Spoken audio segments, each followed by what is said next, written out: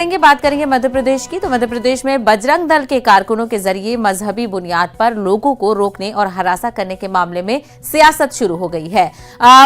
महू इंदौर के रहने वाले आसिफ शेख पड़ोस की रहने वाली स्कूल टीचर के साथ अजमेर जियारत को जा रहे थे। तभी बजरंग दल के कारकुनान को इसकी खबर लगी और उन्होंने उज्जैन रेलवे स्टेशन से दोनों को लव जिहाद के नाम पर ट्रेन से उतारकर जीआरपीएफ के हवाले कर दिया। बजरंग दल का जवाब है कि ये मामला लव जिहाद का है और इस तरह से हिंदू लड़की को मुस्लिम लड़के के साथ कबूल नहीं किया जा सकता है।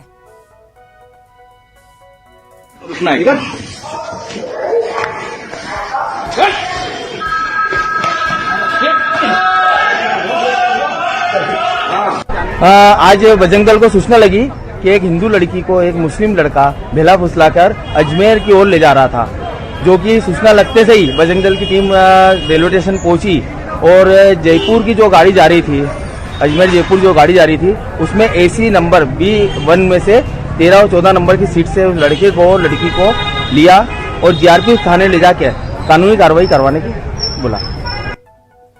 उज्जैन में